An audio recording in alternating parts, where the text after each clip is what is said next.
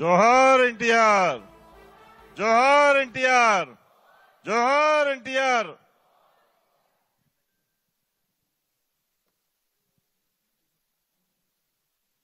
ఆంధ్రప్రదేశ్ ఏర్పడిన తర్వాత ఇటువంటి అద్భుతమైనటువంటి విజయం ఇంతవరకు ఎప్పుడు మనం చూడలేదు. అటువంటి విజయాన్ని మనం సాధించాం. ఆ విజయానికి కారకులైనటువంటి అధ్యక్షులు చంద్రబాబు నాయుడు గారికి, ప్రధానమంత్రి మోడీ గారికి, పవన్ కళ్యాణ్ గారికి, పురంధేశ్వరి మేడం గారికి మరొకసారి హృదయపూర్వకంగా శిరస్సు వంచి నమస్కారాలు తెలియజేస్తున్నాను. అద్భుతమైన విజయం సాధించామని ఆనందం మనకున్నా సరే, మనందరిపైన గురుతరమైనటువంటి బాధ్యత కూడా ఉంది అని మనందరం కూడా ఒక్కసారి గుర్తుపెట్టుకోవాలని చెప్పి సందర్భంగా తెలియజేస్తున్నాను. ఈ విజయానికి సహకరించినటువంటి 5 కోట్ల మంది ప్రజానీకానికి, తెలుగుదేశం, బీజేపీ, జనసేన కార్యకర్తలకి, నాయకులకి ఈ సమావేశం ద్వారా శిరస్సు వంచి నమస్కారాలు తెలియజేస్తూ, ఈరోజు తెలుగుదేశం పార్టీ శాసనసభ పక్ష నాయకుడిగా శ్రీ నారా చంద్రబాబు నాయుడు గారిని ఏకగ్రీవంగా ఎన్నుకున్నట్లు ప్రకటిస్తున్నాను.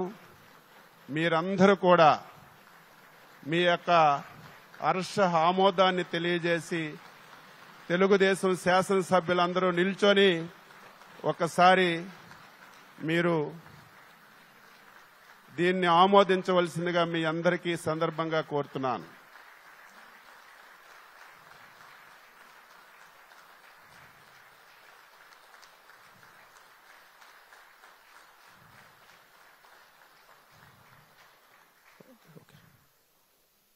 ఇప్పుడు జనసేన అధ్యక్షులు ప్రతిపాదించిన అంటే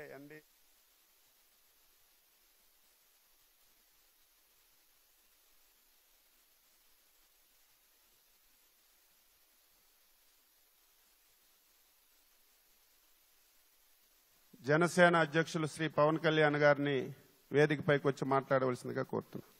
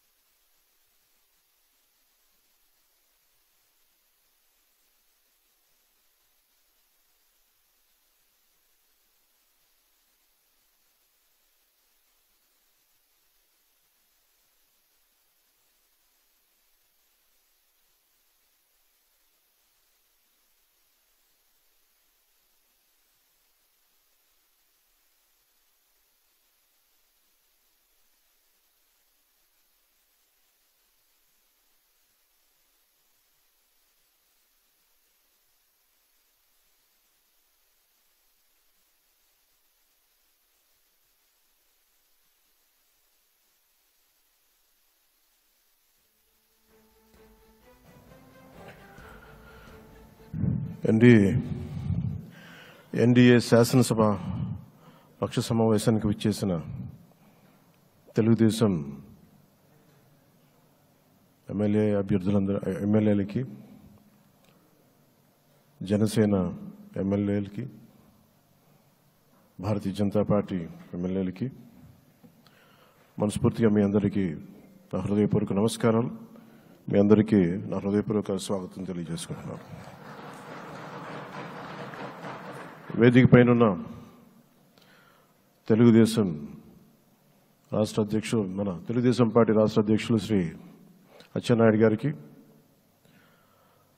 భారతీయ జనతా పార్టీ అధ్యక్షురాలు శ్రీమతి దగ్గుపాటి పురంధేశ్వర గారికి నా హృదయపూర్వక నమస్కారాలు. తాడేపల్లిగూడెం సభలో నేను చెప్పినట్టుగా ఒక దార్శనికులు, 4 దశాబ్దాల సుదీర్ఘ అనుభవం, ఎన్నో ఒడిదుడుకులను ఎదుర్కొన్న తెలుగుదేశం జాతీయ పార్టీ అధ్యక్షులు శ్రీ నారా చంద్రబాబు నాయుడు గారికి నా హృదయపూర్వక నమస్కారం.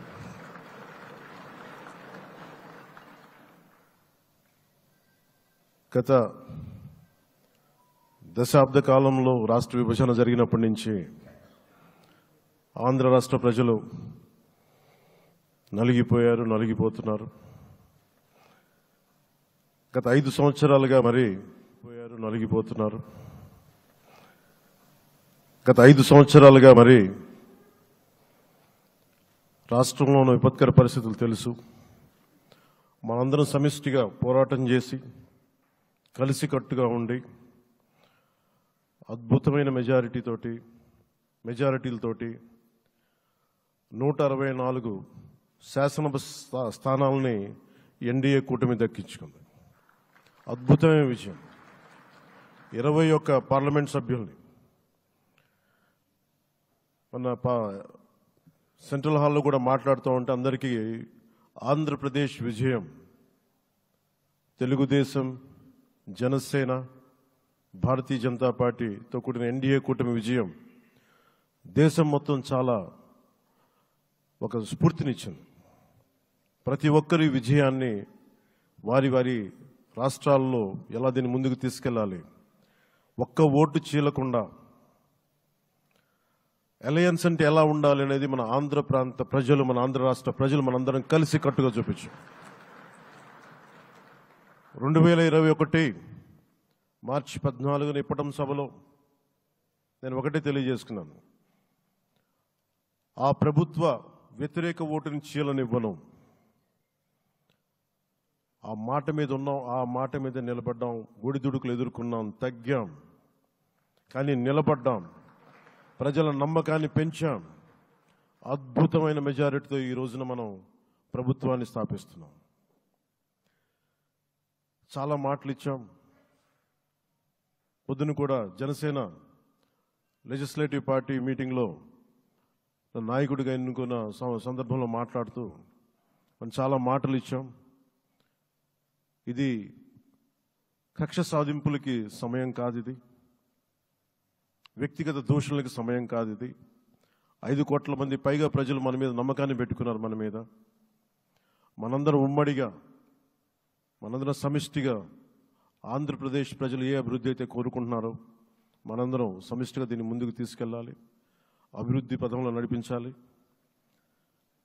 విద్య, వైద్యం, ఉపాధి, సాగునీరు, తాగునీరు, లా అండ్ ఆర్డర్ ఇవన్నీ చెప్పొచ్చాం. మనం బలంగా నిలబడతామని.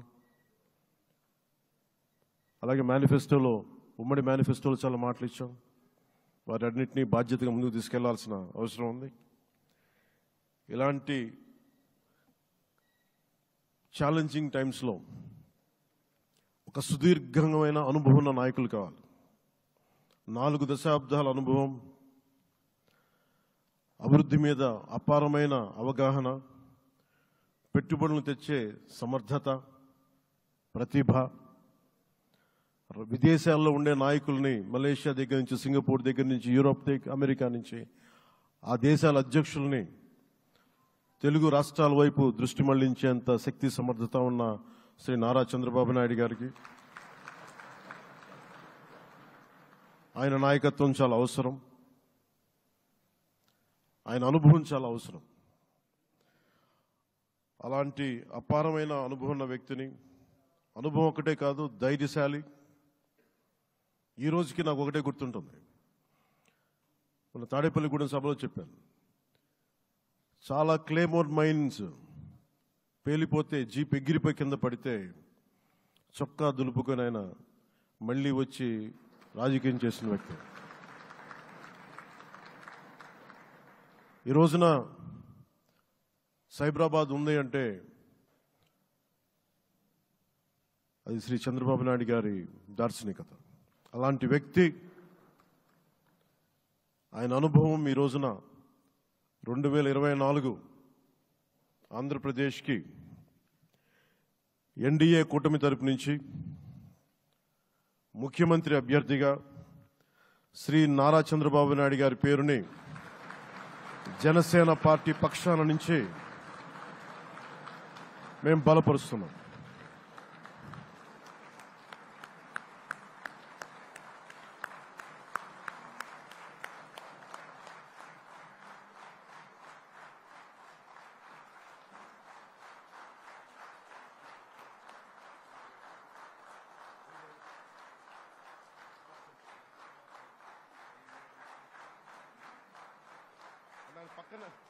ఇది నేను ఆయన పక్కన పెట్టుకుని చెప్పాలి. ఆయన నలిగిపోయారు. జైల్లో చూశాను ఆయన. పాపం భువనేశ్వర్ గారి బాధను చూశాను. నేను అనుకున్నాను, అమ్మ మీరు కన్నీళ్ళు పెట్టకండి, మంచి రోజులు వస్తాయని చెప్పిన మంచి రోజులు వచ్చినాయి. వారికి మనస్ఫూర్తిగా వారికి నా హృదయపూర్వక శుభాకాంక్షలు. మీరు అద్భుతమైన పాలన ఇవ్వాలి అందరికీ మనస్ఫూర్తిగా మీకు నేను తెలియజేసుకున్నాను సార్. సో ఇప్పుడు శ్రీ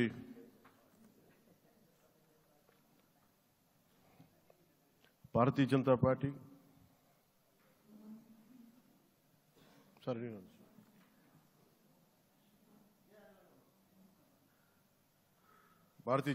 అధ్యక్షురాలు శ్రీమతి దగ్గుపాటి పురంధేశ్వరి గారిని వచ్చి వారి మద్దతు వారి సందేశం ఇవ్వమని కోరుకుంటున్నాను.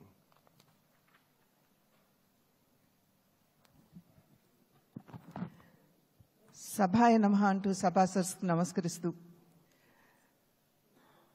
సభాధ్యక్షులు సోదరులు అచ్చెన్నాయుడు గారికి, పెద్దలు నారా చంద్రబాబు నాయుడు గారికి, సోదరులు పవన్ కళ్యాణ్ గారికి, వేదిక ముందున్నటువంటి భారతీయ జనతా పార్టీ, తెలుగుదేశం, జనసేన ప్రజలచే ఎన్నుకోబడినటువంటి మీ అందరికీ పేరు పేరున ముందుగా నా నమస్కారాలు నేను తెలియజేస్తున్నాను.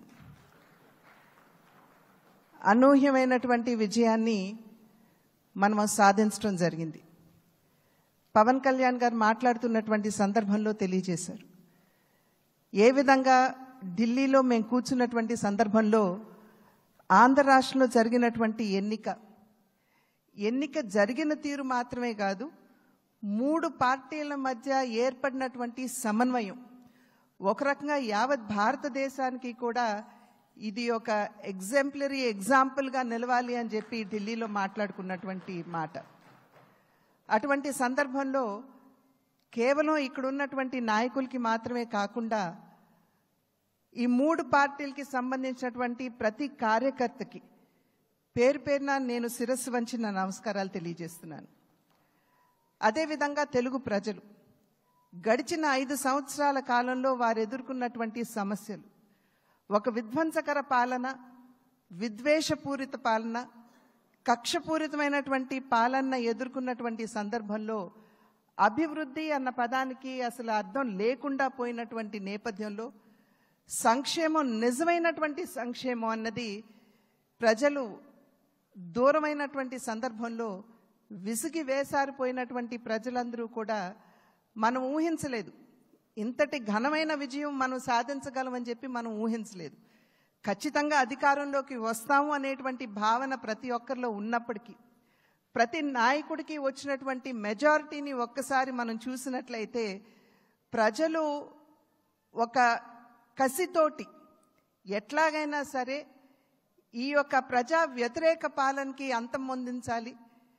జగన్మోహన్ రెడ్డి అనేటువంటి ఒక రాక్షసుడు ఎవరైతే పరిపాలిస్తున్నారో ఇంటికి పంపించాలి అనేటువంటి భావన ఏదైతే వారి మనసులో కరుడుగట్టి ఉన్నదో అది వారు బయటికి చెప్పకనే వారు ఓటు మాధ్యమంగా తెలిపినటువంటి నేపథ్యంలో వారందరికీ కూడా, తెలుగు ప్రజలందరికీ కూడా నా ధన్యవాదాలు నేను తెలియజేస్తున్నాను.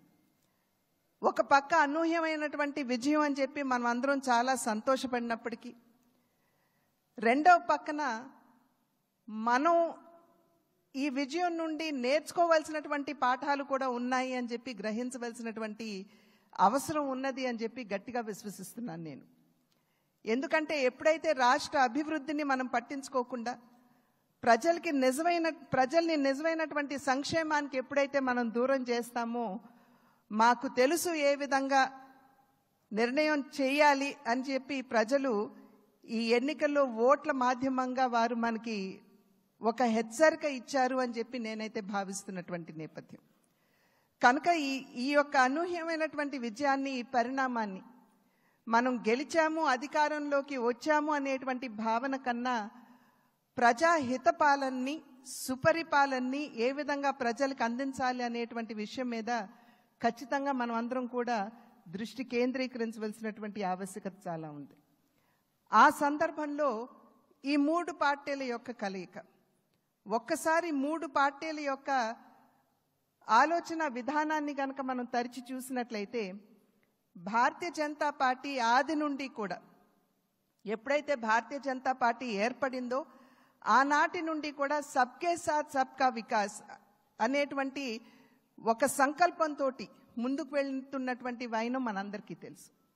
అదేవిధంగా నందమూరి తారక రామారావు గారు తెలుగుదేశం పార్టీని స్థాపిస్తున్నటువంటి సందర్భంలో సమాజమే దేవాలయం, పేదవాడే దేవుడు అనేటువంటి ఒక విశ్వాసంతో ప్రజల మధ్యకు వచ్చినటువంటి నేపథ్యం. అదేవిధంగా జనసేన ఆవిర్భావం చూసినా కూడా సమాజంలో ఎక్కడైనా సరే పేదవాడికి, సాధారణ పౌరుడికి గనక అన్యాయం జరిగినట్లయితే గళం విప్పి ప్రశ్నిస్తాము అంటూ ముందుకు వచ్చినటువంటి నేపథ్యం. కనుక ఈ మూడు పార్టీల యొక్క ఆవిర్భావం, వారి యొక్క ఆలోచన విధానం చూసినట్లయితే ఒకే దిశలో ఒకే రకంగా ఉన్నటువంటి విషయాన్ని మనం గమనించాలి. అంటే సమాజంలో ఉన్నటువంటి సాధారణ పౌరుడికి న్యాయం చేయాలి, పేదవాడికి నిజమైనటువంటి సంక్షేమాన్ని అందించాలి అనేటువంటి లక్ష్యం ఈ మూడు పార్టీలకు ఉన్నటువంటి సందర్భంలో ఈ మూడు పార్టీల యొక్క కలయిక నిజంగా ఒకంత ఆలస్యమైనా కూడా ఇది రాష్ట్రానికి చాలా అవసరమైనటువంటి కలయిక అని చెప్పి నేను భావిస్తున్నాను. మరి నేను అనేక సందర్భాల్లో చెప్తూ ఉంటాను, ఈ మూడు పార్టీల యొక్క కలయిక చూసినప్పుడు ఒక త్రివేణి సంగమాన్ని మనం చూస్తున్నట్టుగా మనం భావించవలసినటువంటి నేపథ్యం. ఒక పక్క చంద్రబాబు నాయుడు గారి స్ఫూర్తి, చంద్రబాబు నాయుడు గారి యుక్తి, రెండవ పక్క నరేంద్ర మోడీ గారి స్ఫూర్తి, అదేవిధంగా పవన్ కళ్యాణ్ గారి శక్తి.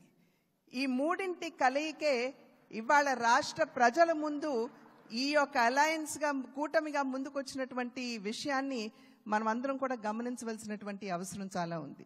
ఇందాక చెప్పినట్లుగా ప్రజా సంక్షేమ పాలనని, సుపరిపాలనని ఏ విధంగా ప్రజలకు అందించాలి అనేటువంటి విషయం మీద దృష్టి పెడుతూ కక్షపూరితంగా ముందుకు వెళ్లకుండా మనం కూడా మన కార్యకర్తలకి తెలియజేస్తూ వారిని కూడా ఒకంత శాంతింపపరుస్తూ, ఎందుకంటే గడిచిన 5 సంవత్సరాల కాలం వారు ఎదుర్కొన్నటువంటి సమస్యలు ఏదైతే ఉన్నాయో, ఇబ్బందులు ఏవైతే ఉన్నాయో వాటి నేపథ్యంలో ఒకంత అత్యుత్సాహం కావచ్చు ముందుకు వచ్చి మరి ఏ విధంగా మనం ముందుకు వెళ్ళాలి అనేటువంటి అంశం మీద దృష్టి సారిస్తున్నటువంటి సందర్భంలో మనం సంయమనాన్ని పాటించడం మాత్రమే కాకుండా మన కార్యకర్తలు కూడా మనం సమయాన్ని పాటించవలసినటువంటి ఆవశ్యకతని వారందరికీ తెలియజేయవలసినటువంటి బాధ్యత మన మీద ఉన్నది అని చెప్పి తెలియజేస్తూ, ఏదైతే ఇప్పుడు సోదరులు పవన్ కళ్యాణ్ గారు మరి ప్రతిపాదించారో చంద్రబాబు నాయుడు గారిని మన నాయకుడిగా ఎన్నుకోవటం, నేను దాన్ని సమర్థిస్తున్నాను అని చెప్పి తెలియజేస్తూ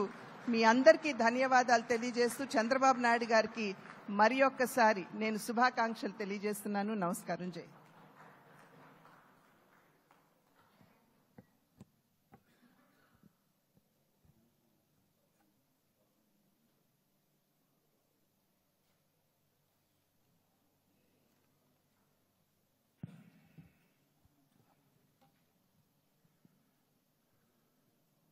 ఇప్పుడు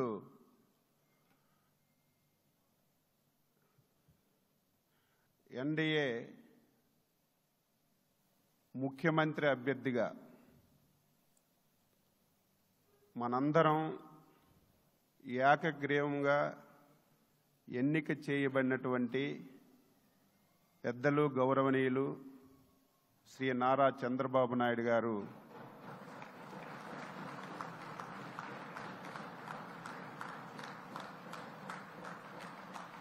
మనందరికీ ధన్యవాదాలు చెప్తూ ప్రసంగించవలసిందిగా కోరుతున్నా.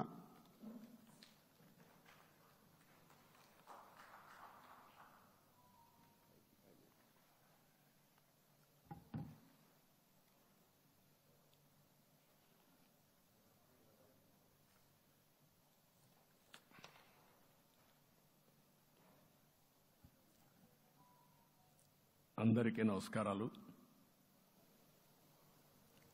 గౌరవనీయులు జనసేన అధ్యక్షులు మిత్రులు పవన్ కళ్యాణ్ గారు, అదే సందర్భంలో బీజేపీ రాష్ట్ర పార్టీ అధ్యక్షురాలు పురంధేశ్వరి గారు, గౌరవనీయులు అచ్చెన్నాయుడు గారు, ఈ సమావేశానికి విచ్చేసినటువంటి నూతనంగా ఎంపికైనటువంటి ఎన్డీఏ ఎమ్మెల్యే అభ్యర్థులందరికీ పేరు పేరున మనస్ఫూర్తిగా నమస్కారాలు, అభినందనలు, శుభాభినందనలు. అందరూ కూడా మనస్ఫూర్తిగా కంగ్రాచులేషన్స్. అదే సమయంలో మీరందరూ కలిసి నన్ను శాసనసభ నాయకుడిగా, ఎన్డీఏ శాసనసభ నాయకుడిగా ఎన్నుకున్నందుకు మనస్ఫూర్తిగా అందరికీ నమస్కారాలు తెలియజేస్తున్నా, అభినందనలు తెలియజేస్తున్నా, ధన్యవాదాలు. ఇప్పుడే మిత్రులు మాట్లాడారు. నేను కూడా చాలా ఎన్నికలు చూశాను. ఈసారి రాష్ట్ర చరిత్రలో ఎప్పుడూ ఇవ్వనటువంటి తీర్పు ఇచ్చారు. ఈ తీర్పు మళ్ళీ నిలబెట్టుకునే బాధ్యత మనందరిపైన ఉంటుంది. అయితే రాష్ట్రంలో ఉండే 5 కోట్ల ప్రజలందరికీ శిరస్సు వంచి పాదాభివందనం చేస్తున్నా. ఈ రాష్ట్రాన్ని కాపాడుకోవడానికి మీరు చూపించిన చొరవ కోసం అందరం కూడా ఒకటి క్యాంపెయిన్ చేశాం. ప్రజలు గెలవాలి, రాష్ట్రం నిలబడాలి. ప్రజలు గెలిచారు. రాష్ట్రాన్ని నిలబెట్టే బాధ్యత ఇక్కడుండే శాసనసభ్యులపైన, మనందరిపైన ఉంది. ఈ విషయం మనం గుర్తుపెట్టుకోవాల్సిన అవసరం ఉంది. ఒక అరాచక పాలన, ఒక విధ్వంసకర పాలన. మామూలుగా ఇది చూస్తే ఈ కూటమి ఏర్పాటు చేసినప్పుడు కూడా నేను ఎప్పుడూ మర్చిపోలేను. ఇప్పుడే పురంధేశ్వరి గారు చెప్పారు, పవన్ కళ్యాణ్ గారు చెప్పారు. 3 పార్టీలు కూడా ఒక అత్యున్నతమైన ఆశయాల కోసం పార్టీలు పెట్టినప్పటికీ ఈరోజు కలయిక కూడా మీరు చూస్తే, ఈ కలయికని చాలా ఎన్నికలు చూశాను కానీ నా చరిత్రలో ఎన్నికలైన తర్వాత కంప్లైంట్స్ ఉండేటివి. ఇక్కడ పలానోళ్ళు సరిగా పనిచేయలేదు, ఇక్కడ ఈ నాయకులు కోఆపరేట్ చేయలేదని. నేను చూసిన మొట్టమొదటి ఎన్నిక, ఈసారి ఎన్నికల్లో మాత్రం 100కి 100% 3 పార్టీల నాయకులు, కార్యకర్తలు సమిష్టిగా పనిచేశారు. దానికి కారణం మనం ఒకసారి అన్వేషిస్తే, ప్రజలు మనోభావాలకు అనుగుణంగా మన కార్యకర్తలు కూడా ప్రవర్తించే పరిస్థితికి వచ్చారు. రాష్ట్రంలో ఉండే ప్రతి ఒక్క కార్యకర్తని, 3 పార్టీల తరపున ఉండే ప్రతి ఒక్క కార్యకర్తని, నాయకుడిని మనస్ఫూర్తిగా అభినందిస్తున్నా, ధన్యవాదాలు తెలియజేస్తున్నా, కృతజ్ఞతలు తెలియజేస్తున్నా. మేము చాలా వేవ్స్ చూసాం. 94లో 1 సైడ్ ఎన్నికలు జరిగాయి. అప్పుడు కూడా ఇన్ని సీట్లు రాలా, ఇన్ని ఓట్లు రాలా. ఈరోజు మనం చూస్తే 175 సీట్లకు గాను 164 సీట్లు గెలిచాం. అంటే 11 సీట్లే ఓడిపోయాం. అంటే స్ట్రైకింగ్ రేట్ 93%. అంటే మామూలుగా 93% రావడం అనేది దేశ చరిత్రలోనే అరుదైన అనుభవం ఇది. అలాంటి అనుభవం ఇక్కడ చూపించారు. ఓటింగ్ కూడా 57% ఓట్లు వేశారు. మనకు 50% ఓట్లు వేస్తే ఎక్కువ అనుకుంటాం. అలాంటిది 57% ఆవరేజ్గా ఈ రాష్ట్ర ప్రజానీకం మనల్ని ఆశీర్వదించారంటే మనలో ఎంత బాధ్యత పెరిగిందో మనం ఒక్కసారి గుర్తుపెట్టుకోవాల్సిన అవసరం ఉంది. జిల్లాల వారీగా, పార్లమెంట్ల వారీగా విశ్లేషిస్తే శ్రీకాకుళం క్లీన్ స్వీప్ 7కు 7 గెలిచాం. విజయనగరం అన్నీ గెలిచాం. అరకు 2-3 ఎన్నికల్లో మనం గెలవకుండా ఈసారి ఎన్డీఏ అభ్యర్థులు చూస్తే 7కు 5 గెలిచాం. మన దురదృష్టం పార్లమెంట్ పోయింది. అక్కడి నుంచి వైజాగ్ 7కు 7 గెలిచాం. అనకాపల్లి 7కు 7 గెలిచాం. దెన్ తూర్పుగోదావరి, కాకినాడ, అమలాపురం, రాజమండ్రి, నరసాపురం, పక్కన వస్తే ఏలూరు, మచిలీపట్నం, కృష్ణా, గుంటూరు, నరసరావుపేట, బాపట్ల అన్స్టాపబుల్ 7కు 7 గెలిచాం. అక్కడి నుంచి నెల్లూరు ఒక్క ఒంగోలులో బ్రేక్ పడింది, ఒక 2 సీట్లు పోయినాయి. అక్కడి నుంచి నెల్లూరు 7కు 7 గెలిచాం. తిరుపతి 7కు 7 గెలిచాం. కానీ దురదృష్టం పార్లమెంటు పోగొట్టుకున్నాం. చిత్తూరు ఎప్పుడు ఇన్ని సీట్లు గెలవాలి, 7కు 7 గెలిచాం. అక్కడి నుంచి రాజంపేటలో 7కు 4 గెలిచాం. 3 సీట్లు పోగొట్టుకున్నాం. పార్లమెంట్ పోయింది. అక్కడి నుంచి మీరు చూస్తే చరిత్రలో ఎప్పుడూ గెలవని విధంగా కడపలో 7కు 5 గెలిచాం మనం. ఆ తర్వాత అనంతపురంకి వస్తే క్లీన్ స్వీప్ 7కు 7 గెలిచాం. హిందూపూర్లో 7కు 7 గెలిచాం. నంద్యాల ఎప్పుడూ ఊహించని విధంగా 7కు 7 గెలిచాం. ఆ తర్వాత కర్నూలుకు వస్తే 7కు 5 గెలిచాం. నేను ఈ 11 మందిని కూడా అదే మాదిరిగా జనసేన మిత్రులు పవన్ కళ్యాణ్ గారు 21 సీట్లు తీసుకొని 21 గెలిచాడు.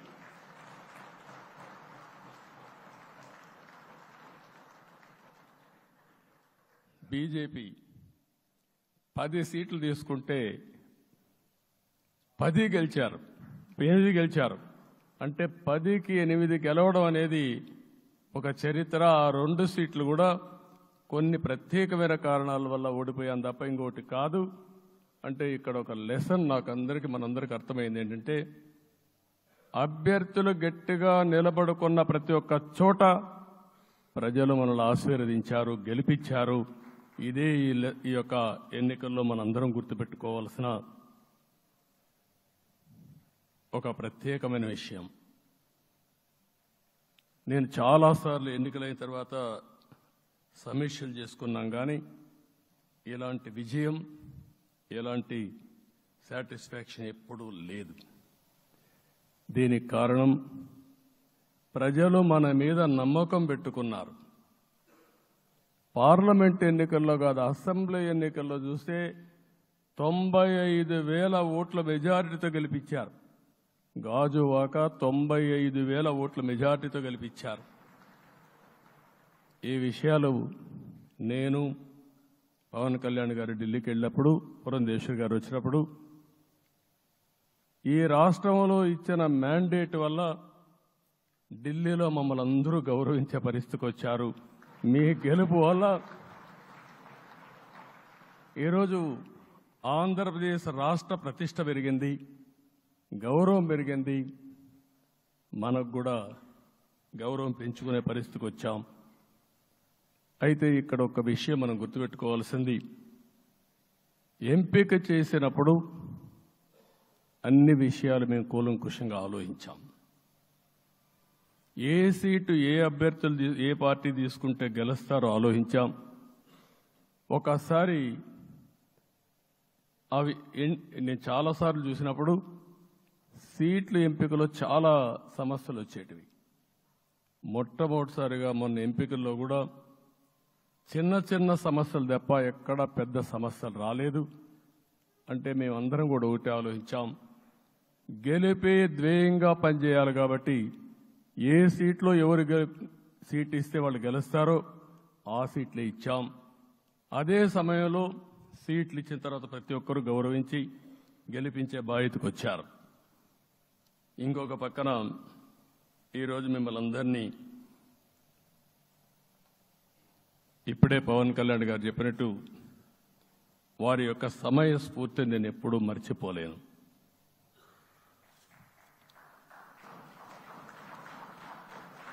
మొట్టమొదటిసారిగా నేను జైల్లో ఉన్నప్పుడు వచ్చాడు. వచ్చినప్పుడు నన్ను పరామర్శించాడు. బయట వచ్చి ఈ రాష్ట్రం అంత మునుపు చెప్పినా, అంత మునుపు అనేక సందర్భాల్లో ప్రభుత్వ వ్యతిరేక ఓటు చేయకూడదని చెప్పారు. కానీ నన్ను చూసి బయటికి వెళ్ళిన తర్వాత ఈరోజు తెలుగుదేశం జనసేన పొత్తు పెట్టుకుంటున్నామని చెప్పిన మొదటి వ్యక్తి పవన్ కళ్యాణ్ గారు. అప్పటికే బీజేపీతో పొత్తుంది. అయితే ఒక మాట చెప్పాడు, బీజేపీతో పొత్తుంది, బీజేపీ తెలుగుదేశం జనసేన 3 పార్టీలు కలిసి పోటీ చేస్తామని కూడా చెప్పి మళ్ళీ ఆ ప్రయత్నం చేసి కడాన రాష్ట్ర ప్రయోజనాల దృష్ట్యా బీజేపీ తెలుగుదేశం జనసేన పొత్తు పెట్టుకున్నాం. మనస్ఫూర్తిగా ఆయన అభినందిస్తున్నా. ఆ రోజటి నుంచి ఎలాంటి పొరపక్షాలు లేకుండా కలిసి పనిచేశారు. మాకు కొన్ని అనుమానాలు ఉండేటివి, ఓటు ట్రాన్స్ఫర్ అవుతుందా లేదా, ఓటు ట్రాన్స్ఫర్ కాకపోతే ఎక్కడన్నా సీట్లు నష్టపోతామని. అందుకే మీరు ఒకసారి చూస్తే ఎన్నికలు మొత్తం సెట్ అయింది, నామినేషన్స్ వేసాం, ముందుకెళ్ళాం. అదే సమయంలో మొట్టమొదటిసారిగా కొవ్వూరులో 3 పార్టీల నాయకులు కలిసి, నేను, పవన్ కళ్యాణ్ గారు, పురంధేశ్వరి గారు ముగ్గురం కలిసి ఫస్ట్ మీటింగ్ అడ్రస్ చేశాం. అక్కడి నుంచి 6 జిల్లాల్లో మేమిద్దరం కలిసి తిరిగాం. బీజేపీ నాయకులు కలిసి వచ్చారు. ఆ తర్వాత మొట్టమొదటిసారిగా అమిత్ షా గారు ఏదైతే అనంతపూర్లో ధర్మవరం కాన్స్టిట్యున్సీకి వచ్చారు. నేను మొన్న నేషనల్ మీటింగ్లో కూడా చెప్పాను. ఆయన వచ్చినప్పుడు చాలా స్పష్టంగా ఎందుకు మేము పొత్తు పెట్టుకున్నామనే విషయాలు చెప్తూ ఈ ప్రభుత్వ అవినీతిని ఎండగట్టారు, సూటిగా మాట్లాడారు. ఆ ఒక్క మీటింగ్తో రాష్ట్రం మొత్తం ఒక నమ్మకం వచ్చింది. బీజేపీ కూడా పూర్తిగా ఈ కూటమిని సపోర్ట్ చేస్తున్నారనే కాకుండా ఈ రాష్ట్రానికి ఏ అవసరం ఉందో చెప్పగలిగారు. అది అయిన తర్వాత ప్రధానమంత్రి గారు వచ్చారు. మొట్టమొదటి మీటింగ్ మీరు చూస్తే ఇక్కడనే రాజమండ్రిలో పెట్టారు. రాజమండ్రిలో స్పష్టత ఇచ్చారు, దేని అనకాపల్లిలో స్పష్టత ఇచ్చారు. తర్వాత రాజంపేటలో మాట్లాడుతూ చాలా క్లియర్గా చెప్పారు. ఇదే విజయవాడకు వచ్చినప్పుడు రోడ్ షో పెడితే నా జీవితంలో ఎప్పుడూ చూడలేదు, ప్రధానమంత్రి గారు కూడా అదే చెప్పారు, బ్రహ్మాండమైన రోడ్ షో విజయవాడలో జరిగిందని ప్రధానమంత్రి గారు కూడా అభినందించే పరిస్థితికి వచ్చారు. ఇవన్నీ కలయికే మన విజయం. ఈ విషయం మనం గుర్తుపెట్టుకోవాల్సిన అవసరం ఉంది. మీరు కష్టపడ్డారు. నేను చాలా ఎన్నికల్లో చూశాను. అందరూ అభ్యర్థులు కూడా ఈ ఎన్నికల్లో కష్టపడిన విధానం కానీ ఇంత కష్టం నేను ఎప్పుడు చూడలేదు. ఒక్క మాటలో చెప్పాలంటే ప్రతి ఒక్కరూ మనసు పెట్టి పనిచేశారు. అందుకే ఈ గెలుపు వచ్చిందని చెప్పి కూడా నేను మీకు తెలియజేస్తున్నా. మీ అందరి సహకారంతో రేపు ప్రమాణ స్వీకారం చేస్తున్నాను. దానికి మీ అందరికీ ధన్యవాదాలు. రేపు ప్రమాణ స్వీకారానికి నరేంద్ర మోడీ గారు ప్రధానమంత్రిగా వారు వస్తున్నారు. అదే మరిగా ఎన్డీఏ నాయకులు వస్తున్నారు. ఇది ఒక అరుదైన అనుభవం. అంటే నేను 4వసారి ముఖ్యమంత్రిగా ప్రమాణ స్వీకారం చేస్తున్నాను కానీ ఈసారి దీనికి ఉండే ప్రాధాన్యత, ప్రజలు మన మీద పెట్టుకున్న నమ్మకం, నష్టపోయారు, ఇబ్బందులు పడ్డారు, మన మీద హోప్ పెట్టుకున్నారు. తిరిగి నేను ఒక్కడినే చేసే కార్యక్రమం కాదు. అందరం సమిష్టిగా మళ్లీ ప్రజలకు రుణం తీర్చుకునే సమయం ఆసన్నమైంది. దానికి ఈ రాష్ట్రానికి పూర్తిగా కేంద్ర సహకారం అవసరం. నిన్న పోయినప్పుడు కూడా నేను చాలా స్పష్టంగా కేంద్ర నాయకత్వాన్ని కోరాను. అటు అమిత్ షా గారిని, అదే మరి ప్రధానమంత్రి గారిని అందరినీ కోరాం. పూర్తిగా సహకరిస్తామని వారు హామీ ఇచ్చారు. దానికి మనందరి తరపున కేంద్రంలో ఉండే ప్రధానమంత్రి నరేంద్ర మోడీ గారిని, అదే మరి అమిత్ షా గారిని, కేంద్ర నాయకత్వాన్ని, అదే మరిగా బీజేపీ దేశ అధ్యక్షుడైనటువంటి నేషనల్ ప్రెసిడెంట్ గారి నడ్డా గారిని మనస్ఫూర్తిగా అభినందిస్తున్నానని చెప్పి కూడా నేను మీకు తెలియజేస్తున్నాను. ఈరోజు 40 సంవత్సరాలుగా రాజకీయాల్లో ఉన్నాను. నేను ఎప్పుడు కూడా రాగద్వేషాలకు అతీతంగా రాజ్యాంగంలో ఏదైతే మనం ప్రమాణం చేస్తామో రాజ్యాంగాన్ని అనుసరించి అదే విధంగా పనిచేశాను. మళ్ళీ ఈరోజు మీ అందరికీ హామీ ఇస్తున్నా. నాకు అలవాటు ప్రజల కోసం కష్టపడడం, అవిశ్రాంతంగా పనిచేయడం, పోరాటాలు మాత్రమే నాకు తెలుసు. ప్రజాహితం మాత్రం తెలుసు. తప్పకుండా దాన్ని నిలబెట్టుకుంటా. ఇన్ని దశాబ్దాలుగా కూడా ప్రతి అడుగు కూడా మీరు ఒకసారి చూస్తే ప్రతి ఆలోచన, తపన అన్నీ కూడా ప్రజల కోసమే చేశాం. ఈరోజు మనకిచ్చింది ప్రజల అధికారం కాదు. ఇది ఒక పవిత్రమైన, అత్యున్నతమైన బాధ్యత మనకు అప్పచెప్పారు. ఈ విషయం అనుక్షణం ప్రతి ఒక్కరూ మనం గుర్తుపెట్టుకోవాల్సిన అవసరం ఉంది. నేను 14 సంవత్సరాలు దగ్గర ముఖ్యమంత్రిగా ఉన్నాను. 15 సంవత్సరాలు ప్రతిపక్ష నాయకుడిగా పనిచేశాను. ఎన్నో సవాళ్లు చూశాను, ఎన్నో సంక్షోభాలు చూశాను. ప్రతి ఒక్క సంక్షోభాన్ని ఒక అవకాశంగా మలుచుకుని ముందుకు పోయాం. ఈరోజు కూడా మీకు అందరికీ, ఈరోజు రాష్ట్రంలో మనం చూస్తే చాలా సమస్యలున్నాయి. నా అనుభవాన్ని మొత్తం తీసుకుని పూర్తిగా మీ అందరి సహకారంతో, మిత్రులు పవన్ కళ్యాణ్ గారి సహకారంతో పేద ప్రజల జీవితాలను మార్చడానికి నిత్యం ఆలోచిద్దాం. అది చేసి మన నిజాయితీని, మన కృతజ్ఞతని ప్రజలకు తెలియజేద్దాం. అందుకని ఇంకొక పక్క మీరు ఆలోచిస్తే రాష్ట్రం పూర్తిగా శిథిలమైపోయింది. దెబ్బతినని వర్గం అంటూ లేదు. అందుకనే ఓసారి ఆశ్చర్యం కూడా వేస్తుంది. ఈ రాష్ట్రం నుంచి కూలి పనుల కోసం వేరే రాష్ట్రాలకు వెళ్లిన వ్యక్తులు సొంత డబ్బులు పెట్టుకుని వాళ్ళ యొక్క ఫుడ్ కూడా పాకెట్స్ తయారు చేసుకుని వచ్చి ఓటేసి మళ్లీ వెళ్లారు. ఇది ఊహించని పరిణామం. ఇక్కడుండేవాడు ఓటేయడం ఒక ఎత్తైతే, పేదవాడు చిన్న చిన్న పనులు చేసుకునేవాడు కూడా వచ్చి ఓటేశారు. ఎక్కడో అమెరికా, ఆస్ట్రేలియా, ఆఫ్రికా, విదేశాల్లో ఉండే ఎన్ఆర్ఐస్ అయితే లక్షల రూపాయలు ఖర్చు పెట్టుకొని వచ్చి పనిచేశారు. లక్షల రూపాయలు ఖర్చు పెట్టుకొని వచ్చి మనకు ఓటేశారు. నా జీవితంలో ఎన్నోసార్లు ఎన్నికలు చూశాను కానీ ఈసారి ఒక బాధ్యతతో ఓటర్స్ ప్రవర్తించిన తీరు శాశ్వతంగా తెలుగు జాతి చరిత్రలో మిగిలిపోతుంది. అది ఈరోజు జరిగిన విషయం మనం గుర్తుపెట్టుకోవాలి. మనందరం ఒకటే గుర్తుపెట్టుకోవాల్సిన అవసరం ఉంది. ఏ అహంకారంతో విర్రవీగిపోయారో ఆ అహంకారం కూలిపోయింది.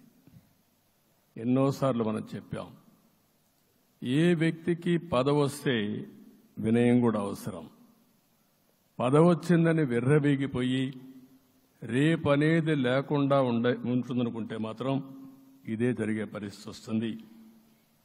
అయితే మీ అందరినీ నేను కోరేది ఒకటే, ఇవన్నీ ఒక కేస్ స్టడీగా మీరందరం స్టడీ చేసుకోవాల్సిన అవసరం ఉంది. ప్రజలు బూతులు మాట్లాడే నేతల్ని, అరాచక శక్తుల్ని, అవినీతి పరుల్ని చూశారు. పాలకులంటే ఎలా ఉండాలో చూశారు. ఈ 5 సంవత్సరాల్లో పాలకుడు ఎలాంటి వాడు వచ్చి అర్హత లేని వ్యక్తి ఏ విధంగా ఉన్నాడో చూశారంటే ఈరోజు ఇచ్చిన తీర్పు ఈ 5 ఏళ్లు పరిపాలించినటువంటి వ్యక్తి యొక్క ప్రవర్తన చూసిన తర్వాత ఇలాంటి వ్యక్తి పాలనకు పనికిరాడనే ఉద్దేశంతో ఓట్లు చేసే పరిస్థితికి వచ్చారు. ఇది నా ఉద్దేశ ప్రకారం ఒక కేస్ స్టడీ అవుతుంది మనందరం కానీ జాగ్రత్తగా ఆలోచిస్తే. కానీ మనం కూడా అదే విధంగా కక్ష తీర్చుకోవాలి అని కానీ మనం ముందుకు పోతే మనకు కూడా సమస్య వస్తుంది. అదే సమయంలో ఒకటే చెప్తున్నా, తప్పు చేసిన వాడిని క్షమించి పూర్తిగా వదిలిపెడితే కూడా మళ్ళా అలవాటుగా మారుతుంది. తప్పు చేసిన వాళ్లకు శిక్ష పడవలసిన అవసరం ఉంది, చట్టపరంగా శిక్షించాల్సిన అవసరం ఉంది. అదే సమయంలో విధ్వంస రాజకీయాలు, కక్షా రాజకీయాలు కాకుండా ఇవన్నిటిని ప్రక్షాళన చేయాల్సిన అవసరం ఉందని చెప్పి కూడా నేను మీకు తెలియజేస్తున్నా. ఇంకొక పక్క 5 ఏళ్లలో ఎన్నో సంవత్సరాలు చూశాను కానీ కార్యకర్తలపైన దాడులు, హింసా రాజకీయాలు, అక్రమ కేసులు, వేధింపులు, కడాన సోషల్ యాక్టివిస్టులు కూడా ఇష్టానుసారంగా కేసులు పెట్టి హెరాస్ చేస్తే నిద్రపోకుండా వాళ్ళు కాపాడుకున్నాం. ఇంకొక పక్కన అన్ని పార్టీలకు 3 పార్టీలకు అనుభవం ఉంది. ఈరోజు మీరు చూస్తే ప్రాణాలు తీస్తూ అరాచకంగా ప్రవర్తిస్తూ తెలుగుదేశం పార్టీలో ఒక ఉదాహరణ చూసినప్పుడు అన్ని పార్టీలకు వర్తిస్తుంది. ఏదైతే మన పార్టీకి వ్యతిరేకంగా నేను ఆ పేర్లు చెప్పకూడదు కాబట్టి చెప్పలేదు కానీ స్లోగన్ ఏమంటే కడాన మెడ మీద కత్తున్న జై తెలుగుదేశం అంటూ ప్రాణాలు వదిలిపెట్టే పరిస్థితికి వచ్చారు. ఇది ఊహించని పరిణామాలు ఇవన్నీ. ఇప్పుడు కూడా కళ్ళ ముందర తిరిగే పరిస్థితి వస్తుంది. అందుకే ఈరోజు మనందరం కూడా ఇవన్నీ గుర్తుపెట్టుకొని, నాకు జరిగిన అవమానాలు చూశారు. నేను అందుకే మా కుటుంబానికి జరిగిన అవమానంతో నేను కూడా భరించలేక బయట వచ్చినప్పుడు ఒకటే శపథం చేసి వచ్చాను. ఆ శపథం, ఇది గౌరవ సభ కాదు, ఇది కౌరవ సభ. ప్రజాక్షేత్రంలో గెలిచి మళ్లీ ఈ సభను గౌరవ సభగా చేసి అడుగు పెడతానని చెప్పి శపథం చేసి బయట వచ్చాను. ఓసారి ఇవన్నీ చరిత్ర. ఆ శపథాన్ని ప్రజలు గౌరవించారు. గౌరవించిన ప్రజల్ని నిలబెట్టే బాధ్యత మనందరిపైన ఉంది. సభను కూడా ఎన్నోసార్లు పవన్ కళ్యాణ్ గారు చెప్పారు, భవిష్యత్తులో ఆంధ్రప్రదేశ్ శాసనసభని ఒక గౌరవ సభగా చేసి ప్రజా సమస్యల్ని చర్చిస్తామని చాలా స్పష్టంగా చెప్పారు. అలాంటి బ్రహ్మాండమైన వాతావరణం క్రియేట్ అవుతుంది. దానికి ఒక శాసనసభాపక్ష నాయకుడిగా నేను హామీ ఇస్తున్నా. మళ్లీ ఈ సభను గౌరవ సభగా, ఈరోజు మన పరిపాలన ప్రజా పరిపాలన, ప్రజాప్రభుత్వంగా మనం ముందుకు పోవాల్సిన అవసరం ఉంది. ముందుకు పోతామని చెప్పి కూడా నేను మీకు తెలియజేస్తున్నా. ఇంకా కిందికి డెప్త్కి వెళ్తే గవర్నమెంట్లో ఏముందో ఇప్పటికి తెలియదు, ఎంత అప్పు ఉందో తెలియదు, ఎక్కడెక్కడ తెచ్చారో తెలియదు. ఇవన్నీ కూడా డెప్త్కి వెళ్ళినప్పుడు ఎన్ని లక్షల కోట్ల అప్పు ఉంది, ఏదేది తాకట్టు పెట్టారు, ఆర్థిక వ్యవస్థ ఏ విధంగా చిన్నాభిన్నం అయిపోయింది, ఇవన్నీ కూడా అధ్యయనం చేసుకోవాల్సిన అవసరం ఉంది. ఇరిగేషన్ రంగాన్ని పూర్తిగా నిర్వీర్యం చేశారు. రాష్ట్రానికి అతి ముఖ్యమైన ప్రాజెక్టు పోలవరం. కేంద్రం క్లియర్గా పోలవరానికి సహకరించారు. నాకు ఇప్పుడు కూడా జ్ఞాపకం ఉంది, 2014 కంటే ముందు నేను ముఖ్యమంత్రి అయ్యాను, ఎంపికయ్యాను, ఢిల్లీకి వెళ్ళాను. ఢిల్లీకి వెళ్ళినప్పుడు 7 మండలాలు తెలంగాణలో ఉన్నాయి. పోలవరం ముంపుకు గురి అయ్యే 7 మండలాలు తెలంగాణలో ఉన్నాయి. ఆ 7 మండలాలు అక్కడుంటే జూన్ 2వ తారీఖున నోటిఫికేషన్ వస్తే ఆ తర్వాత తెలంగాణ అనుమతి ఉంటే తప్ప, పునరావాసానికి ఒప్పుకుంటే తప్ప మనం పోలవరం కట్టే పరిస్థితి లేదు. ఆ రోజు రాజ్నాథ్ సింగ్ గారు పార్టీ అధ్యక్షుడు. అదే మాదిరిగా ఆ రోజు వెంకయ్యనాయుడు గారు కూడా యాక్టివ్గా ఉన్నారు. నేను ఒకటే కోరాను, ప్రజలు నన్ను ఎంపిక చేసుకున్నారు, ఇక్కడ మనం ఎన్డీఏ వచ్చింది, ఈ ప్రాజెక్టు పూర్తి కావాలంటే ఆ 7 మండలాలు ఆంధ్రప్రదేశ్ రాష్ట్రానికి ఇస్తే తప్ప పూర్తి కాదు. మీరు 7 మండలాలు ఇవ్వకపోతే నేను ప్రమాణ స్వీకారం చేయను, నాకు ఈ పదవి వద్దని ఆ రోజు చాలా స్పష్టంగా చెప్పాను. ఇది ఎప్పుడు కూడా చరిత్రలో ఎప్పుడు జరగని విషయం.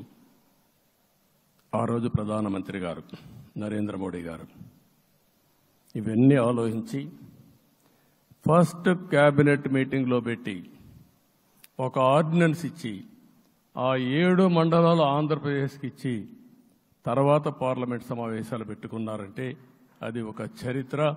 అంటే ఆ రోజు కానీ కేంద్రంగాన 7 మండలాలు ఇవ్వకపోయుంటే పోలవరం ప్రాజెక్టు ప్రారంభమయ్యేది కాదు. అన్ని కష్టాలు పడి మళ్లీ డబ్బులన్నీ కోర్టులో ఉండే కేసులన్నీ విత్డ్రా చేయించి అన్నీ చేయించాం. 72% పనులు పూర్తి చేశాం. ఈరోజు మళ్లీ మొదటికి వచ్చింది. డయాఫామ్ వాల్ పూర్తిగా కొట్టుకొని పోయే పరిస్థితికి వచ్చింది, డ్యామేజ్కి అయ్యే పరిస్థితి వచ్చింది, ఎక్కడుందో తెలియని పరిస్థితి. మళ్లీ కేంద్ర సహకారంతో రాష్ట్రానికి అతి ముఖ్యమైన ప్రాజెక్టు పోలవరం, దీన్ని పూర్తి చేసే బాధ్యత, దీన్ని పూర్తి చేసి నదుల అనుసంధానం చేసి మన అందరం ప్రతి ఒక్క ఎకరాకు నీళ్లు ఇవ్వగలిగితే దానికంటే బ్రహ్మాండమైన కార్యక్రమం ఏమీ ఉండదు. వ్యవసాయ రంగం స్టెబిలైజ్ అవుతుంది. ఇది సాధించడానికి అన్ని విధాలా కష్టపడతామని చెప్పి కూడా నేను మీకు తెలియజేస్తున్నాను.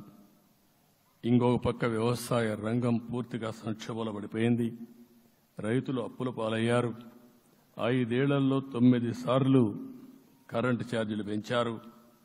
ఈ విధంగా ఇవన్నీ కూడా ఇంకొక పక్క మీరు చూస్తే అమరావతి 10 సంవత్సరాల తర్వాత మన రాజధాని ఏదంటే చెప్పుకోలేని పరిస్థితి. ఇప్పటికి కూడా మనకు గుర్తొచ్చేది ప్రజావేదిక విధ్వంసం. అలాంటి దుర్మార్గమైన కార్యక్రమాలు జరిగాయి. ఇవన్నీ కూడా గుర్తు చేసుకుంటూనే కక్షపూరిత రాజకీయాలు కాకుండా కన్స్ట్రక్టివ్ పాలిటిక్స్కి మనం ముందుకు పోవాల్సిన అవసరం ఉంది. అందుకే ఈరోజు నేను ఒకటే మీ అందరికీ హామీ ఇస్తున్న, మీ ద్వారా ప్రజలందరికీ, మనది ప్రజాప్రభుత్వం. ఇకపైన మన ప్రభుత్వంలో ప్రజావేదికల కూల్చివేతలు ఉండవు. 3 రాజధానులంటూ రాష్ట్ర భవిష్యత్తు ఆటలాడే పరిస్థితి ఉండదు. మన రాజధాని అమరావతి, అమరావతి రాజధాని. విశాఖపట్నం ఆర్థిక రాజధానిగా, ఒక ప్రత్యేకమైన సిటీగా, ఆధునికమైన నగరంగా తయారు చేసుకుందాం. దాన్ని ఎప్పుడు కూడా నేను కంబైన్డ్ ఆంధ్రప్రదేశ్ కూడా గుర్తుపెట్టుకున్నాను. విశాఖపట్నం అటు జనసేనకు, తెలుగుదేశానికి, బీజేపీకి ముగ్గురు కూడా చాలా ముఖ్యమైన నగరం ఇది. ఎందుకు నేను ఈ మాట అంటున్నానంటే, లాస్ట్ ఎలక్షన్లో 2014లో హరిబాబు అక్కడ ఎంపీగా గెలిచారు. తర్వాత విడిపోయిన తర్వాత 2014లో మళ్ళీ మనం పోటీ చేసినప్పుడు చేశాం. 2019లో 4 అసెంబ్లీ సీట్లు గెలిపించిన ఏకైక నగరం విశాఖపట్నం తెలుగుదేశం పార్టీకి. అదే మాదిరిగా ప్రజల్లో గణనీయమైనటువంటి అభిమానం జనసేన అధినేత పవన్ కళ్యాణ్ గారి పైన ఉంది. ఈ 3 కలిపి నిన్న ఒక సునామీ మారిగా వచ్చింది. అక్కడ ఒక్కొక్క సీట్లో మీరు చూస్తే 90,000, 90,000, 70,000, 80,000 మెజారిటీతో గెలిపించారంటే ఆనాటి ముఖ్యమంత్రి విశాఖపట్నాన్ని రాజధానిగా చేస్తాను, ఎన్నికలు అవుతానే అక్కడే ప్రమాణ స్వీకారం చేస్తానంటే నువ్వు రావద్దు అని ప్రజా తీర్పిచ్చిన రాజధాని నగరం విశాఖ నగరం. అంటే ఎలాంటి టెంప్టేషన్ కూడా లొంగలేదు వాళ్ళు. ఇది ఒక అనుభూతి. విశాఖపట్నాన్ని మర్చిపోయే సమస్య లేదు. తగిన గుర్తింపు ఇస్తాం, అభివృద్ధి చేస్తాం. ఇంకొక పక్క కర్నూలుని కూడా ఇదే మాదిరిగా చెప్పి కర్నూలుని జ్యుడిషియల్ క్యాపిటల్గా చేస్తామని కడాన ఏమీ చేయకుండా వదిలిపెట్టినటువంటి వ్యక్తి. ఈరోజు మీరు ఒక్కసారి గుర్తుపెట్టుకోవాల్సింది, నేను చాలా ఎన్నికలు చూశాను కానీ రాయలసీమలో 1 సైడ్ ఎన్నికలు జరిగాయి. బ్రహ్మాండంగా ఓట్లేశారు. ఓట్లేయడమే కాదు, ఊహించినటువంటి మెజార్టీస్ ఇచ్చారు. ఇది నేను కొంచెం భయపడ్డాను బిగినింగ్లో, కానీ ఊపు చూసిన తర్వాత మాత్రం అనిపించింది అందరూ ఎక్స్పెక్ట్ చేశారు రాయలసీమలో కొంచెం ఇబ్బంది ఉంటుందని. అలాంటి రాయలసీమ తిరుగుబాటు చేసే పరిస్థితికి వచ్చింది. దానికి కూడా మనందరి మీద బాధ్యత ఉంది. కర్నూలుని అన్ని విధాల అభివృద్ధి చేసే బాధ్యత Telugu Desam party, Janasena, BJP, NDA కూటమి తీసుకుంటామని కూడా హామీ ఇస్తున్నాను. ఈ 3 సిటీలే కాకుండా మొత్తం అన్ని జిల్లాల్ని సమభావంతో ఆలోచించి మనం ముందుకెళ్దాం. ఇంకొక పక్క మనలో ఏ కోశాన కూడా అహంకారం ఉండకూడదు, అరాచకం అనేది ఎక్కడా కనిపించకూడదు. ఈ రాష్ట్రంలో అశాంతికి చోటు అనేది లేకుండా ముందుకు పోవాల్సిన అవసరం ఉంది. రాష్ట్ర ప్రజలందరికీ హామీ ఇస్తున్నా, సీఎం వస్తున్నాడంటే చెట్లు కొట్టేయడం, లేకపోతే రోడ్లు మూసేయడం, షాపులు బంద్ చేయడం, పరదాలు కట్టుకోవడం అవన్నీ ఉండవు. సీఎం కూడా ఒక మామూలు మనిషిగానే వస్తా, అందరితో కలిసి ఉంటాం. నేను సీఎంగా ఉన్నా, మా మిత్రుడు పవన్ కళ్యాణ్ గారు ఏ హోదాలో ఉన్నది కూడా రేపు అనౌన్స్ చేసుకుంటాం. మేమందరం కూడా సామాన్యమైన వ్యక్తులుగానే వస్తాం మీ దగ్గరికి, మీలో ఒక వ్యక్తిగా ఉంటాం. మాకు హోదా సేవ కోసరం తప్ప పెత్తనం కోసరం కాదు. ఆ విషయం ప్రజలందరికీ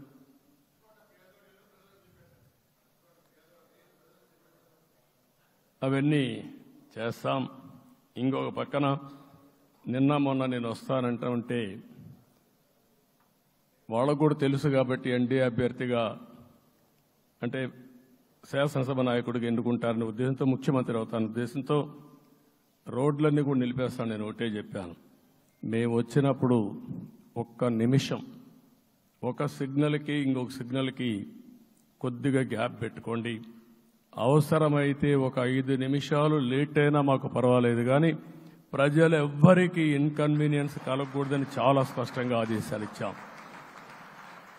కాబట్టి అవన్నీ మనం చేద్దాం.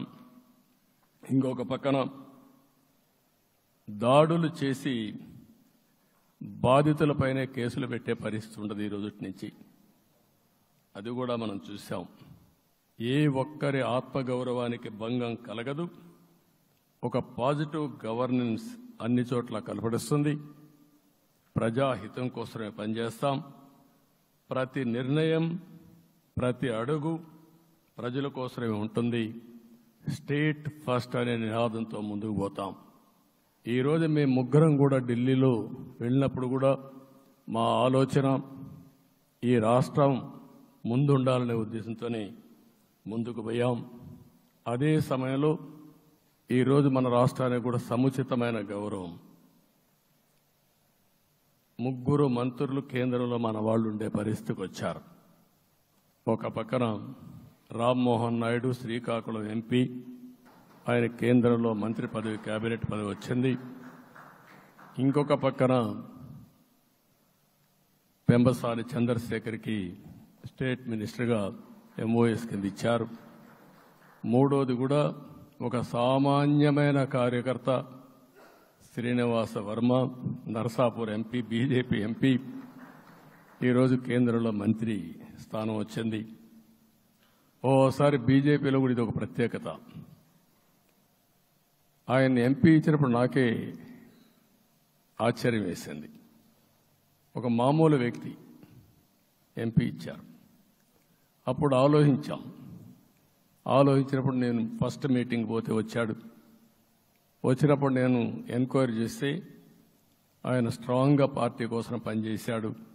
ఒక పార్టీ కార్యకర్తను గుర్తించిన పార్టీ భారతీయ జనతా పార్టీ. అది కూడా తెలుగుదేశంలో కూడా చేస్తున్నాం, జనసేనలో కూడా చేస్తున్నాం. వారి యొక్క ప్రత్యేకత. ఈరోజు నిన్న కూడా మనం అందరం చూస్తే మోదీ గారు మొన్నే మీటింగ్ అయినప్పుడు చూశాం. ఆయన స్పీచ్ను కూడా చూశాం. నేను కూడా చాలా స్పష్టంగా చెప్పాను. 10 సంవత్సరాల మోడీ గారి పరిపాలన దేశ ప్రతిష్ట పెంచింది. ప్రపంచంలోనే భారతీయులకు గుర్తింపు వచ్చింది. 11వ స్థానంలో ఉన్న ఆర్థిక వ్యవస్థ ఈరోజు 5వ స్థానానికి తీసుకొచ్చారు. ఇంకొక పక్కన ఎన్డీఏ 3.0 ఈ పరిపాలన 5 ఏళ్లలో 5వ స్థానం నుంచి 3వ ఆర్థిక అతిపెద్ద దేశంగా భారతదేశం ఎమర్జీ కాబోతుంది. ఇది మన దేశానికి గర్వకారణం. ఇంకొక పక్కన ఆయన కల వికసిత్ భారత్ 2047, మనందరి కల వికసిత్ ఆంధ్రప్రదేశ్. ఇది మనందరం ఒక కలగా పెట్టుకొని ముందుకు పోవాల్సిన అవసరం ఉంది. అదే సమయంలో మనందరి ఆలోచన పేదరికం లేని సమాజం, zero poverty nation, zero poverty state, zero poverty నియోజకవర్గం. ఇది ఎన్టీ రామారావు గారి కళ. ఆయన చాలాసార్లు నేను మొన్న కూడా చెప్పాను. ఒకప్పుడు కమ్యూనిజం, క్యాపిటలిజం, సోషలిజం ఇది ఆర్థిక సంస్కరణ రాని ముందు ప్రతి ఒక్కరిని అడిగే విధానం. ఎవరిని అడిగినా మీరు ఏ సైడ్ ఉంటారని అడిగేవాళ్ళు. అలాంటి సమయంలో ఎన్టీ రామారావు గారిని మీరు ఏ ఇజాన్ని నమ్ముతారో చెప్పమంటే నాకు ఈ ఇజాల గురించి తెలియదు, నాకు తెలిసింది ఒకే ఒక ఇజం, అది హ్యూమనిజం అని చెప్పిన ఏకైక నాయకుడు భారతదేశంలో ఎన్టీ రామారావు గారు.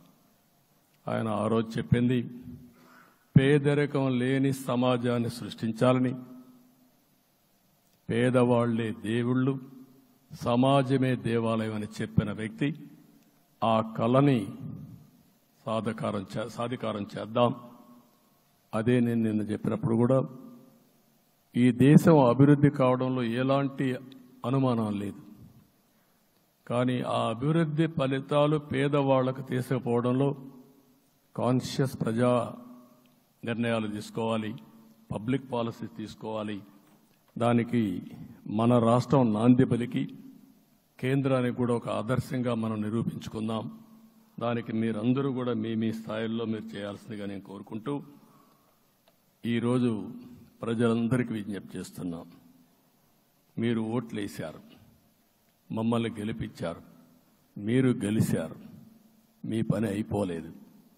కానీ మమ్మల్ని అనునిత్యం ఆశీర్వదించుతూ నడిపించే బాధ్యత ప్రజల్ని తీసుకోమని పూర్తిగా కోరుకుంటున్నా. ప్రజాస్వామ్యంలో ఎప్పుడు కూడా ఓట్లేసి బాధ్యత లేకుండా ఉండేవాళ్ళు, కావాల్సింది అడిగేవాళ్ళు. నిన్న ఎన్నికల్లో చాలా మందిని చూశాను. ఫస్ట్ టైం పోలింగ్ ప్రారంభం అవుతానే అరాకొర వచ్చేవాళ్ళు. పోలింగ్ స్టేషన్లో కూడా మనుషులు ఉండేవాళ్ళు కాదు. కొంతమంది మధ్య తరగతి అబవ్ ఉండేవాళ్ళు అయితే ఎప్పుడో మధ్యాహ్నం పైన పోదామని ఇంట్లో లీజర్గా పడుకునేవాళ్ళు. మధ్యాహ్నం పైన కూడా ఖాళీగా ఉంటే వచ్చేవాళ్ళు. ఎండలు ఎక్కువ ఉంటే కొంతమంది అవాయిడ్ చేసేవాళ్ళు. అందుకే మొన్న ఎన్నికల్లో మీరు చూస్తే ఫస్ట్ అవర్లో ప్రతి ఒక్క పోలింగ్ స్టేషన్ ఫుల్గా క్యూలు ఉన్నాయి. ఆ క్యూలు కంటిన్యూ అయింది. మీరు చూస్తే రాత్రి 2 గంటల వరకు క్యూలో నిలబడుకొని ఓట్లు వేశారంటే వాళ్ళ బాధ్యత వాళ్ళు నెరవేర్చారు. దానికి మనం అందరం గుర్తుపెట్టుకొని ఏ విధంగా చేయాలనో మనం కూడా చేయాల్సిన అవసరం ఉంది. ప్రజలందరికీ విజ్ఞప్తి చేస్తున్నా, మమ్మల్ని నడిపించండి. ఎక్కడైనా మేము తప్పు చేస్తే చెప్పే విధానం కూడా ఎస్టాబ్లిష్ చేస్తాం. ఎప్పటికప్పుడు ఫీడ్బ్యాక్ ఇవ్వండి. ఫైనల్గా కలిసి సాగుదాం, రాష్ట్రాన్ని పునర్నిర్మాణం చేద్దాం. నా జీవితంలో నేను చాలా చూశానుగా నాకు ఒకటే కోరిక, భారతదేశం ప్రపంచ దేశాల్లో నెంబర్ 1 దేశంగా తయారు కావాలి. అవుతుంది, దాంట్లో అనుమానం లేదు. 2047కి ప్రపంచంలో భారతదేశం మొదటి స్థానం బాగా పనిచేసుకుంటే, లేకపోతే 2వ స్థానంలో మనం ఉంటాం. అదే సమయంలో ప్రపంచం మొత్తం భారతీయులు నెంబర్ 1 స్థానంలో ఉంటారు. అది నరేంద్ర మోడీ గారి కళ. అది డెఫినెట్గా జయప్రదం అవుతుందని నేను ప్రగాఢంగా విశ్వసిస్తున్నా. ఇందులో నా స్వార్థం కూడా ఉంది. తెలుగు జాతి ప్రపంచంలోనే నెంబర్ 1గా ఉండాలనేది మన కోరిక. ఇప్పటికీ మీరు చూస్తే హైయెస్ట్ పర్ క్యాపిటా ఇన్కమ్ ప్రపంచంలో ఏ దేశంలోకి వెళ్ళా భారతీయులు సంపాదిస్తున్నారు. అందులో అగ్రస్థానంలో తెలుగు వాళ్ళు ఉన్నారు. అదే సమయంలో ఈ రాష్ట్రాన్ని నెంబర్ 1గా చేయాలనే సంకల్పం మనందరికీ ఉండాల్సిన అవసరం ఉంది. ఇది అసాధ్యం కాదు. ఈ రోజు ఉండే పరిస్థితిని సవరిస్తూనే మళ్ళీ నిర్మాణాత్మకంగా వెళ్తే ఒక నిర్దిష్టమైన సమయం ప్రకారం ఆంధ్రప్రదేశ్ రాష్ట్రాన్ని నెంబర్ 1 చేసుకునే అవకాశం ఉంటుంది. అదే సమయంలో జీరో పావర్టీ. మన ఆలోచనలన్నీ కూడా ఒకటే మీరు ఆలోచించుకోవాలి. ఎవరైతే పేదవాళ్ళు ఉన్నారో, పేదవాళ్ళలో నిరుపేదలు ఉన్నారో దానిపైన దృష్టి పెట్టాలి. దీనికి కూడా ఒక కార్యక్రమాన్ని మనం తీసుకుంటా అని చెప్పి తెలియజేసుకుంటూ మరొకసారి ఇది ఒక అరుదైన అనుభవం. నా జీవితంలో మరిచిపోలేనటువంటి ఘట్టం. దీనికి మిమ్మల్ని అందరినీ ఎన్డీఏ అభ్యర్థిగా ముఖ్యమంత్రిగా నన్ను ఎంపిక చేసిన ఎన్డీఏ ఎమ్మెల్యేలందరినీ పేరు పేరున మనస్ఫూర్తిగా అభినందిస్తూ మరొకసారి బాధ్యత ఈ రోజు నుంచి ఇంకా ఎక్కువైంది. నిన్నటి వరకు ఈ రాష్ట్రంలో ప్రతి ఒక్కరికి నిద్ర లేని రాత్రులే. నా ఒక్కడికే కాదు. ఇప్పుడు తలుసుకుంటే ఓసారి బాధేస్తుంది. ఆ బాధపడిన రోజులు చూసుకుంటే ఒక వ్యక్తిని జైల్లో పెట్టినప్పుడు నాకు 40 రోజుల నుంచి 90 రోజులు 100 రోజులు పట్టేది మళ్ళా బయట తేవాలంటే. మళ్ళా జైల్లో ఏం చేస్తారో తెలియదు. అక్కడి నుంచి ఇంకా ప్రెషర్ మౌంటప్ చేసుకుంటూ వచ్చాం. ఆ త్యాగం చేసిన రోజులను ఒకసారి గుర్తుపెట్టుకుంటూ సఫర్ అయిన ప్రతి ఒక్కరిని, పార్టీ కార్యకర్తలనే కాకుండా ప్రజలను కూడా గుర్తుపెట్టుకొని, సోషల్ యాక్టివిస్టులు గుర్తుపెట్టుకొని ఈ రాష్ట్ర పునర్నిర్మాణం కోసం ముందుకు పోదామని తెలియజేసుకుంటూ మరొకసారి మీ అందరికీ మనస్ఫూర్తిగా అభినందనలు తెలియజేసుకుంటూ నన్ను పూర్తిగా బలపరిచినటువంటి మిత్రుడు పవన్ కళ్యాణ్ గారికి, అదే మరిగా బీజేపీ నాయకత్వానికి, పురంధేశ్వరి గారు ఇక్కడ నేను చూశాను. మేమిద్దరం, వారు ఎంపీ అభ్యర్థిగా ఉన్నప్పటికీ ఎప్పుడో కంప్లైంట్ చేసినా లేకుంటే కోఆర్డినేషన్ ప్రాబ్లం వచ్చినా ఇమీడియట్గా స్పందించి వారు కూడా కోఆర్డినేట్ చేశారు. అందరూ కూడా ఎక్కడా పొరపచ్చాలు లేకుండా మనస్ఫూర్తిగా చేశాం కాబట్టి ఈ గెలుపు సాధ్యమైంది. ఈ గెలుపుకు సహకరించిన ప్రతి ఒక్క నాయకుడికి, ప్రతి ఒక్క పార్టీకి, ప్రతి ఒక్క కార్యకర్తకి, ప్రజలందరికీ కూడా పేరు పేరున మనస్ఫూర్తిగా నమస్కారాలు తెలియజేసుకుంటూ మీ అందరి దగ్గర సెలవు తీసుకుంటున్నాను. జై హింద్, జై హింద్.